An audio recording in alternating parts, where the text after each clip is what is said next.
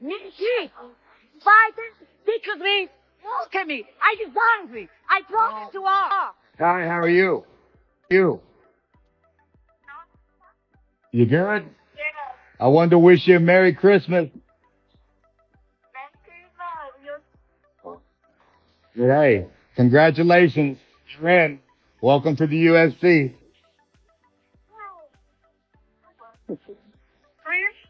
Congratulations. Merry Christmas.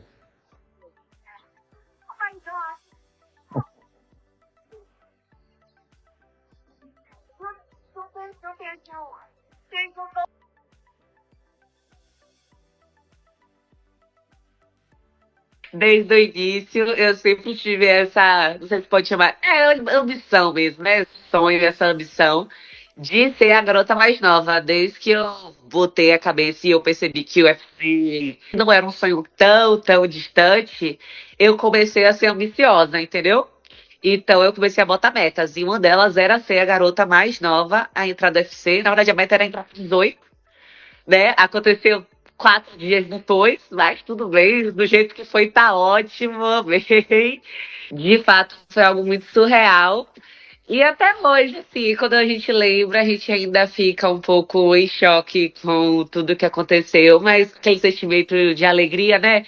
De ter conseguido o que a gente queria de forma inimaginável, porque a gente nunca conseguiria imaginar que seria assim. Alice Pereira has made history as the youngest woman to fight in the UFC, entering the octagon with a flawless 6-0 record, often compared to Dakota Ditcheva. Questions are already being raised. Could she be the next Dakota, or will she prove herself by defeating Dakota in the ring? Hailing from Brazil, teenage sensation Alice Pereira is quickly becoming one of the most talked about prospects in women's MMA.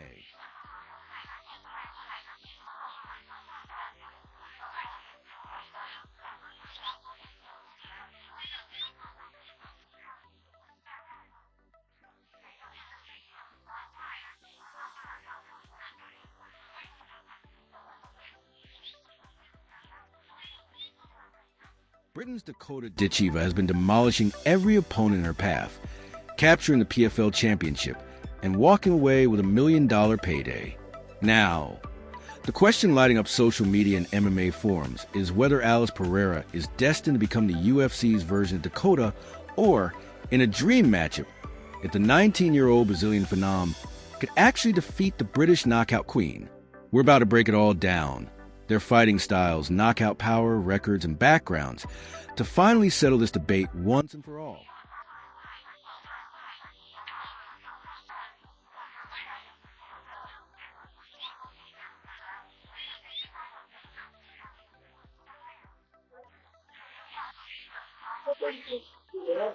£136 the official weight for Alice Pereira.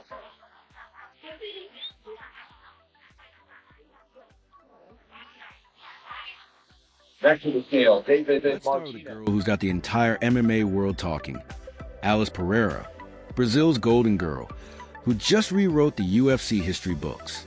Her record speaks volumes. Alice didn't just break into the UFC. She shattered records doing it. At exactly 19 years, 8 months, and 24 days old, she became the youngest woman in UFC history, beating South Korea's Cheney Jan by just 1 month. But here's what makes it even more incredible. She did it with a perfect 6-0 professional record that reads like a highlight reel. For knockouts, 1 submission, and 1 unanimous decision. Her fastest finish was an absolutely brutal 11-second destruction of Hosanna Annie. And that knockout wasn't just fast. It was a statement that this teenager means business in the bantamweight division. What truly sets Alice apart from other prospects is the master plan behind it all. This wasn't luck or coincidence. She had a strategy from day one. After every fight, every Instagram post, and every social media update, she tagged UFC matchmakers, especially Mick Maynard.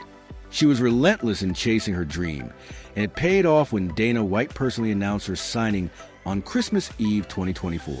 When the CEO of the UFC announces you're signing himself, you know you're something special. Her original goal was to reach the UFC at 18, and although she missed it by just 4 days, that's still as close to perfection as it gets. Now let's break down her fighting style. Alice brings classic Brazilian aggression with serious technical skills. Standing 5 feet 10 inches tall, with a 71-inch reach. She has the physical tools to be a nightmare for anyone at 135 pounds. Her striking mixes heavy hands with intelligent pressure, and she's already shown she can finish fights anywhere, whether on the feet with knockout power or on the ground with submissions and ground and pound.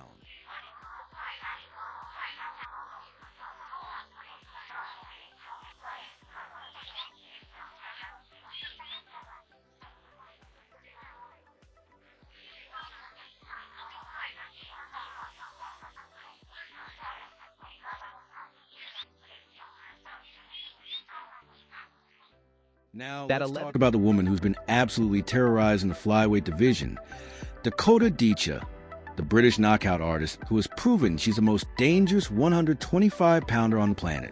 Her championship pedigree speaks for itself. Dakota isn't just undefeated in MMA. She's been dominant every step of the way. Her recent PFL Championship victory wasn't just another win.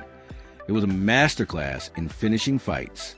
She became the youngest PFL champion in history, the first British female MMA world champion, and the first person ever to finish former UFC title challenger Taila Santos. And when you're the first to stop an opponent who went 5 hard rounds with Valentina Shevchenko, that says everything about your power level.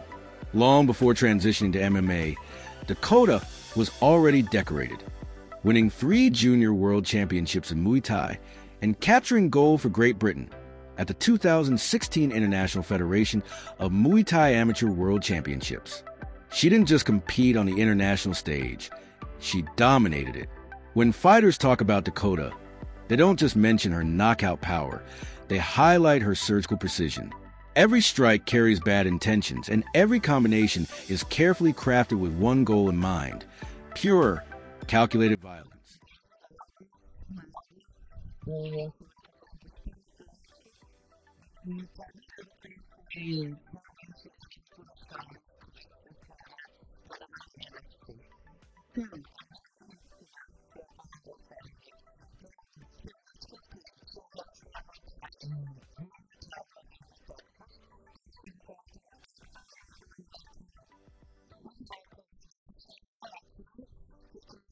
The mental warfare.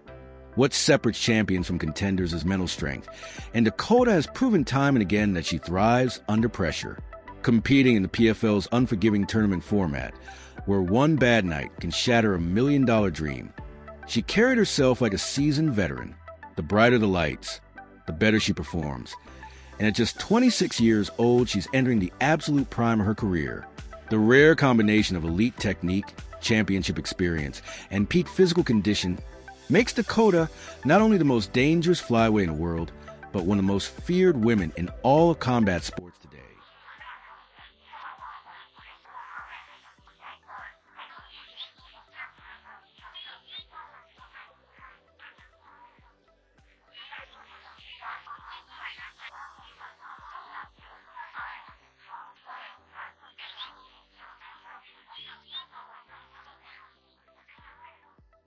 Championship. 136 pounds, the official weight for Elise Pereira.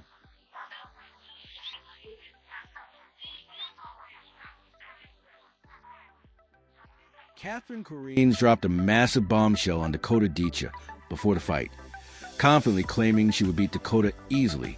But what she didn't realize was exactly what was coming for her. In a shocking turn, Dakota delivered a first-round knockout that nearly ended Corines' career, sending a clear message to anyone who underestimated the British knockout queen.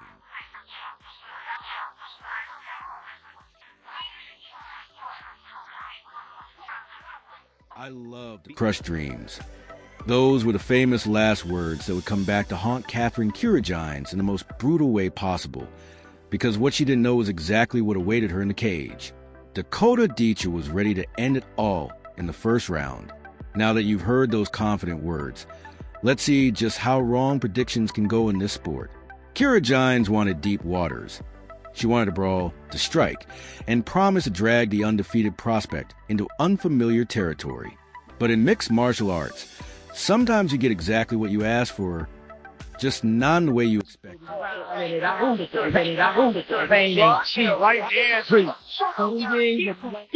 Now, let's break down what actually happened when these two stepped into the PFL cage.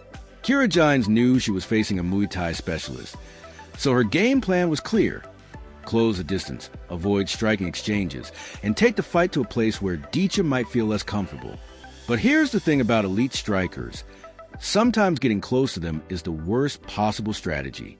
As soon as the bell rang, Kira Gines attempted to close the distance to nullify Ditcheva's striking advantage, but that decision immediately put her in the danger zone.